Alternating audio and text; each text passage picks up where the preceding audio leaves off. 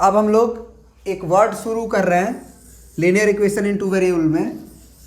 ये इसको ध्यान से देखो, ये वर्ड एग्जाम में आपसे पूछता है, consistent and inconsistent system of linear equations.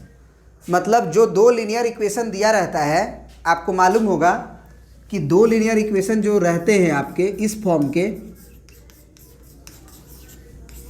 इसके पास या तो क्या होता है कहानी, मतलब कोई दो लाइन है, कोई भी दो लाइन, उसके साथ क्या होगा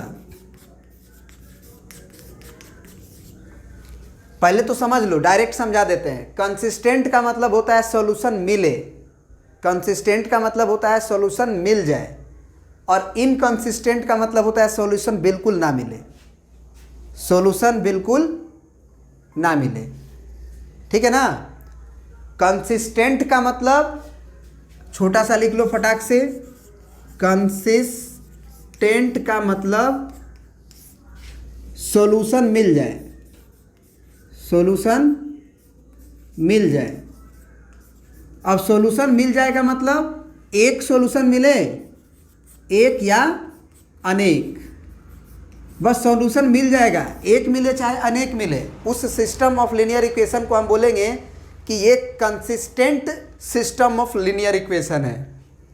और अगर सॉल्यूशन ना मिले, इनकंसिस्टेंट, इनकंसिस्टेंस, इसका मतलब होता है सॉल्यूशन ना मिले,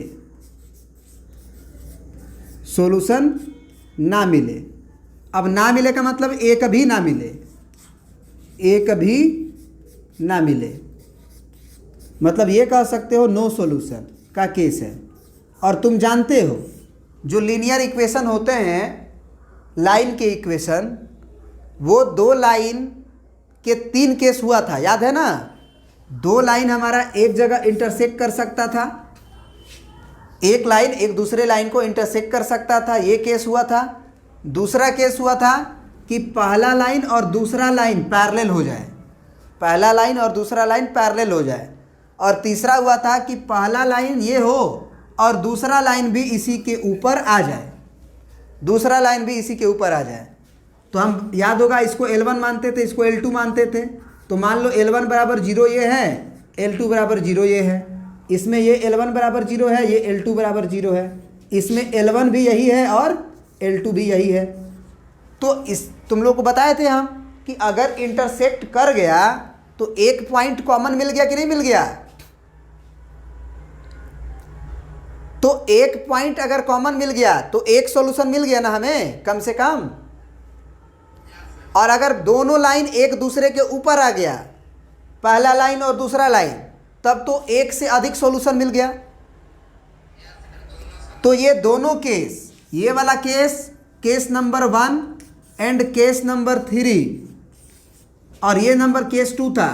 तो केस नंबर 1 और केस नंबर 3 जो है, इस तरह के जो इक्वेशंस, लीनियर इक्वेशन दिए रहेंगे जिनके ग्राफ इंटरसेक्ट करेगा या एक दूसरे के ऊपर कोइंसाइड कर जाएगा, ओवरलैपिंग हो जाएगा, ये दोनों जो केस है वो consistent system of linear equation का है कि inconsistent system of linear equation का है। हाँ, कंसिस्टेंट, कंसिस्टेंट, कंसिस्टेंट का मतलब सॉल्यूशन मिल गया, एक मिला या एक से अधिक मिला, मिल गया बस काफी है। और ये जो केस 2 है वो इनकंसिस्टेंट का कहानी हो जाएगा, मतलब इनकंसिस्टेंट में पैरेलल वाला लाइन वाला कहानी होगा, क्योंकि एक भी पॉइंट कॉमन नहीं मिलेगा।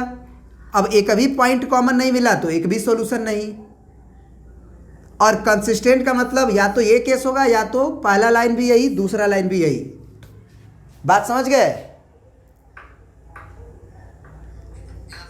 तो 1 नंबर 2 नंबर के सवाल में पूछता है ये सब, दो इक्वेशन दे देगा और बोल देगा कि इसका सॉल्यूशन कंसिस्टेंट है कि इनकंसिस्टेंट है। तो जब हम ग्राफिकल मेथड पढ़ लेंगे तब हम एक मेथड चेक, माने बिना ग्राफ बनाए हुए भी हम चेक कर लेंगे उसको कि वो कंसिस्टेंट है कि इनकंसिस्टेंट है। लेकिन वो अभी नहीं है ना, बिना ग्राफ बनाए हुए भी हम बता सकते हैं, लेकिन वो अभी नहीं, वो पढ़ेंगे जब हम लोग ग्राफ पढ़ लेंगे तब। ठीक है ना। तो इसको नोट डाउन कर लीजिएगा।